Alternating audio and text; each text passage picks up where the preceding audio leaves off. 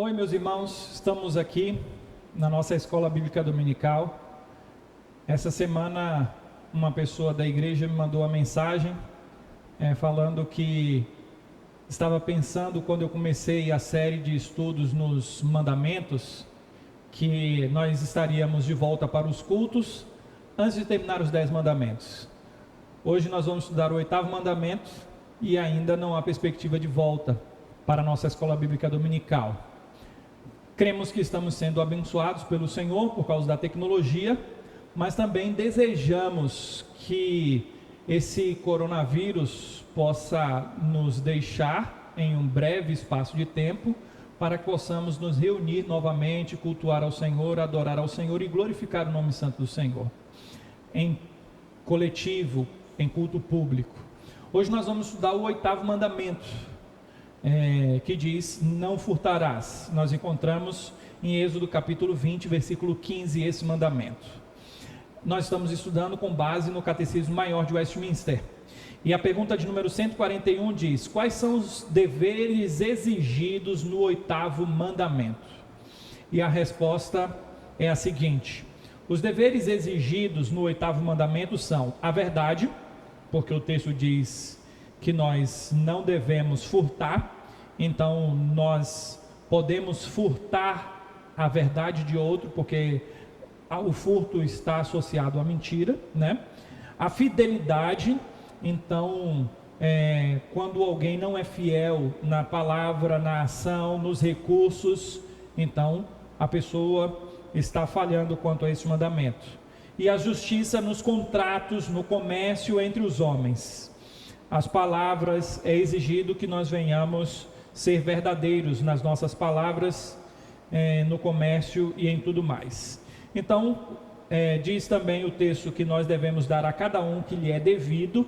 Então eu não posso tirar qualquer coisa de outra pessoa, eu preciso honrar aquela pessoa, eu preciso cuidar daquela pessoa. Fala sobre a restituição de bens que foram tirados ilicitamente. Então, se você cometeu um erro nesse particular, furtou alguém, defraudou alguém, e depois de um tempo você se arrepende, você precisa restituir aquela pessoa quanto à sua falha. Nós não podemos simplesmente achar que pedir perdão já está tranquilo, né? Se você pega alguma coisa emprestada de uma pessoa e quebra ou danifica, é certo que você precisa restituir. O não furtar não está somente ligado ao desejo do coração, a uma ação de ir lá e surrupiar alguém, alguma coisa que não pertence a você, um bem de uma pessoa. Se você age de forma ilícita contra aquela pessoa, em relação aos bens de qualquer que seja a pessoa, então você está errando conforme esse mandamento. O texto continua dizendo que se nós tirarmos o que é legítimo dos donos, nós temos que restituir. A doação e concessão de empréstimos, então se pegarmos alguma coisa emprestada ou um empréstimo em banco, em qualquer situação, nós temos que honrar com os nossos compromissos. Isso de forma livre. O texto diz: livremente, conforme as nossas forças e as necessidades de outrem. Então nós precisamos nos esforçar para restituir as pessoas, e de acordo com as necessidades de outrem, né? Até mesmo dar ou ir além, com juros, se necessário for. Isso também, segundo o texto, é exigido que haja moderação de nossos juízos. Então nós não podemos defraudar outras pessoas quanto aos juízos de valor que nós emitimos. Vontades e afetos, nós temos que ser moderados em relação a todas essas coisas. Em relação às riquezas deste mundo, então aquele que deseja ser rico, aquele que é imoderado, trabalha demais, ele está defraudando o Senhor Deus, ele está defraudando a sua família, porque não passa tempo com sua família, ele está defraudando o Senhor quanto à questão do descanso. Nós precisamos descansar, e então nós não podemos, quanto à relação às riquezas deste mundo, sermos afoitos. Temos que ter uma medida necessária, o equilíbrio, a temperança natural. O cuidado e empenho provenientes em adquirir, guardar, usar e distribuir aquelas coisas que são necessárias e convenientes para o sustento da nossa natureza e que condizem com a nossa condição.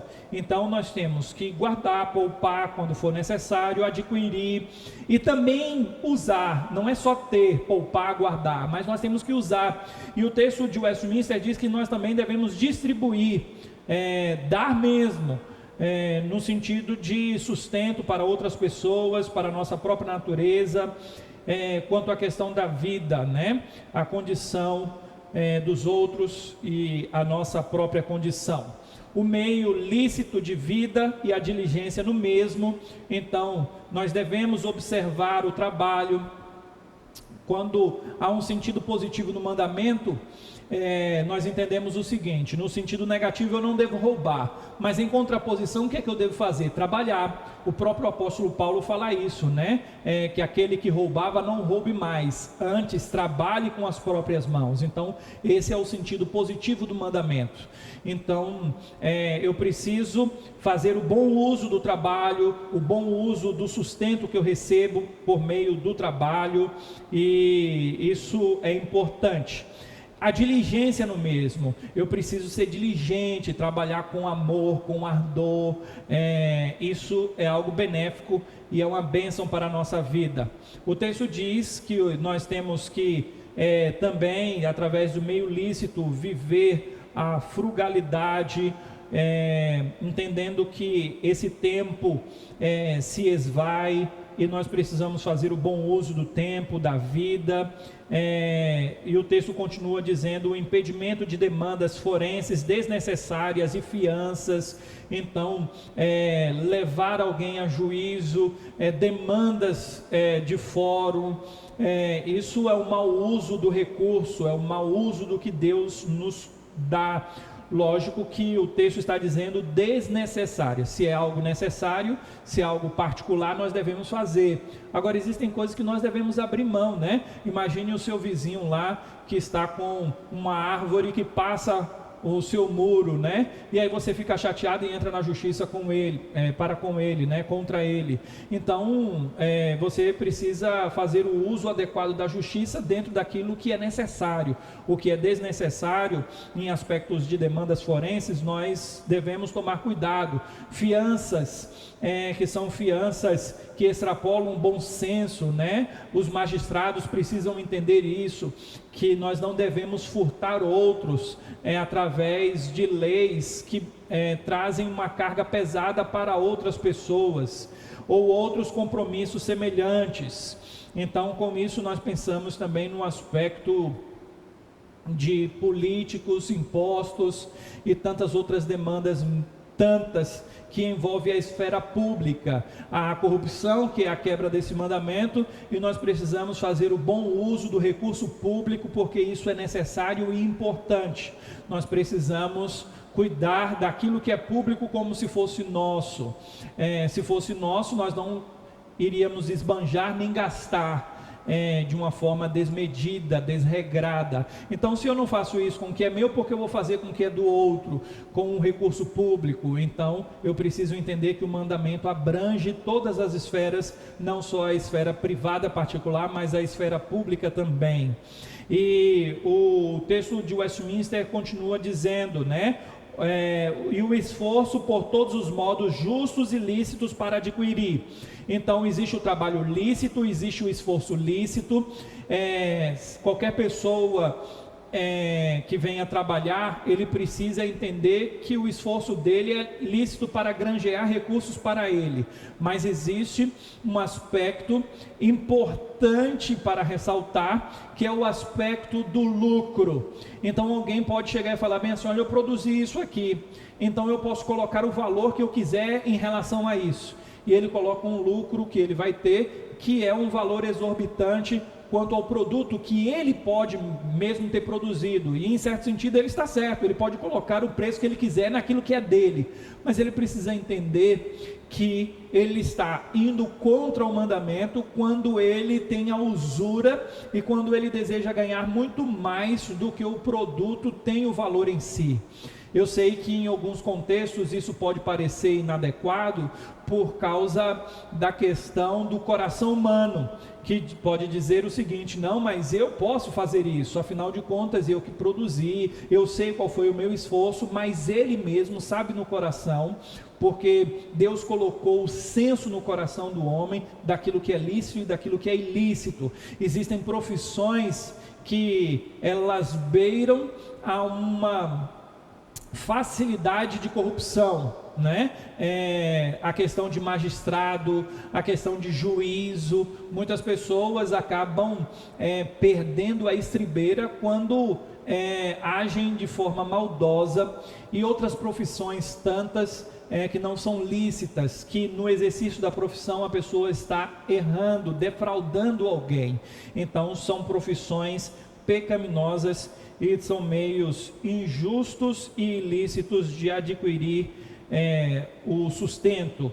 Preservar e adiantar a riqueza e o estado exterior, tanto de outros como o nosso próprio. Então nós temos que pensar na preservação e pensar na riqueza de todos, na questão exterior, e pensando assim, nós temos que nos resguardar e resguardar a outros. É isso que é exigido no 8º mandamento.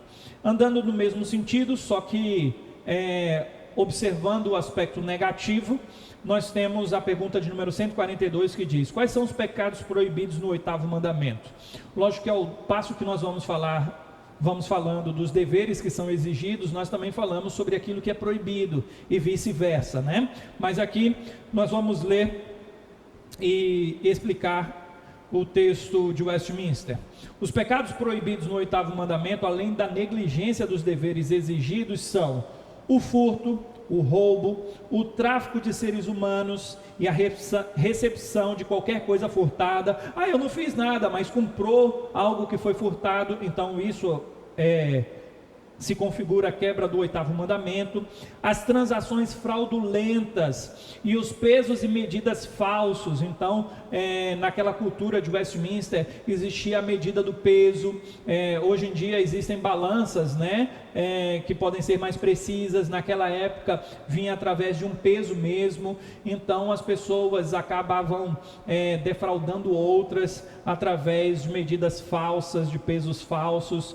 A remoção de marcos de propriedade. Então desde aquela época existiam marcos de propriedade, estacas, lugares onde eram demarcadas as propriedades. Então a remoção desses marcos infringe a lei do 8º mandamento.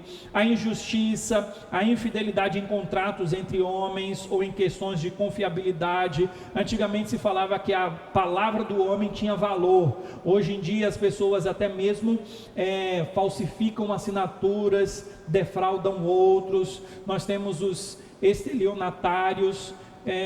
Há uma quebra do mandamento em todos esses aspectos. O texto continua dizendo: a opressão, a extorsão, a usura. Então alguém que oprime o seu trabalhador, não lhe paga o que é justo, ele está defraudando, ele está roubando, segundo o mandamento. A extorsão, se você observa que uma outra pessoa é frágil, se você tem uma informação que vai prejudicar a outra pessoa e você cobra para que aquela informação não seja dada, do que diz respeito à vida da pessoa, você está extorquindo, então você está errado. A usura, o suborno, as vexatórias demandas forenses, falamos sobre isso já. O cerco injusto de propriedades e a desapropriação. Então nós olhamos isso até mesmo por parte do Estado, quando vem desapropriar uma pessoa em relação ao bem que ela tem, ao imóvel que ela tem, ao terreno que ela tem, e depois vai se beneficiar com isso, ou até mesmo pagar um valor muito aquém. Então tudo isso é errado, segundo o próprio texto de Westminster. A acumulação de gêneros para encarecer o preço. Então, nesse tempo de pandemia, nós sabemos que algumas coisas não nos chegam como deveriam, por causa das dificuldades, e ao invés das pessoas serem benevolentes para com as outras em tempo de crise, algumas querem enriquecer, querem colocar preços abusivos nos seus produtos. Então isso é um erro. Nós não podemos agir dessa forma. O texto de Westminster continua dizendo que o reter do nosso próximo aquilo que pertence a ele, ou enriquecer a nós mesmos diante da cobiça, da estima, do amor desordenado aos bens mundanos, a desconfiança, a preocupação excessiva e o empenho em obter e guardar e fazer uso dos recursos. Então tudo isso é condenado segundo o texto de Westminster. A inveja diante da prosperidade de outrem. Aqui existem muitos que acabam pecando quanto a esse particular, né? Quando alguém adquire alguma coisa, outros ficam com o sentimento, poxa, poderia ser eu. Então aqui há a quebra desse mandamento, quando há uma inveja na prosperidade de outra pessoa. A ociosidade, a prodigalidade, o jogo dissipador e todos os outros modos pelos quais indevidamente prejudicamos o nosso próprio estado exterior. Então pessoas que apostam, estão e casas que acabam recebendo aquele dinheiro, é o uso imoderado do recurso que Deus nos dá. Então nós estamos errando quanto a esse particular. E por fim, o texto de Westminster diz: e o ato de defraudar a nós mesmos do devido uso e conforto da posição em que Deus nos colocou. Então Deus nos deu vários recursos e a própria vida. Nós podemos e devemos fazer o uso moderado desses recursos, porque assim fazendo, nós agradamos a Deus e honramos o nosso Senhor. Esse é o 8º mandamento: não furtarás. Que nós possamos entender que o mundo é muito complexo e que nós precisamos ser justos em meio às complexidades da vida. Que Deus nos abençoe e que nós venhamos amar e honrar ao Senhor cada vez mais. Vamos orar? Oremos. Senhor, obrigado por esse tempo, por essa palavra, pelos teus ensinamentos. Que o Senhor dê ao nosso país cada vez mais honestidade. Nós reclamamos às vezes dos governantes, mas acabamos por errar quando recebemos um troco que não era o real valor pelo qual deveríamos receber, e então assim nós não devolvemos. Quando furamos a fila, nós estamos roubando a posição de alguém. Quando nós defraudamos outras pessoas através de palavras, desmerecendo e desvalorizando a imagem da pessoa, nós estamos roubando aquela pessoa. Então, Senhor Deus, quando nós olhamos para as esferas públicas, nós percebemos que nós cometemos muitos erros. E no nosso país, onde há sempre o jeitinho brasileiro, onde a corrupção impera na vida pública, nós pedimos que o Senhor tenha misericórdia da nossa pátria. Nesse tempo que estamos vivendo de pandemia, muitos estão se valendo de uma oportunidade para ilicitamente granjear recursos para eles mesmos. Pensamos nisso, por exemplo, na esfera pública, quando os governantes fazem mau uso dos recursos públicos e até mesmo se valem dos recursos para benefícios próprios. Que o Senhor tenha misericórdia do nosso país e que o Senhor reverta essa situação. Que o Senhor abençoe as nossas vidas, e nós que conhecemos a verdade, que o Senhor tenha misericórdia de nós, porque também não somos perfeitos, mas que venhamos viver a santidade que nos é devida segundo o Santo Evangelho. Que o Senhor nos abençoe e nos dê um dia na presença do Senhor para a glória do nome do Senhor. Assim eu oro em nome de Jesus. Amém. Deus abençoe a todos, irmãos. Queremos que você participe do nosso culto hoje à noite às 19 horas, aqui também no canal do YouTube da Igreja Presbiteriana Central de Palmas. Deus abençoe a todos e até a noite, se o Senhor assim nos permitir, através da nossa mídia social, através da filmagem. Um grande abraço, Deus abençoe a todos.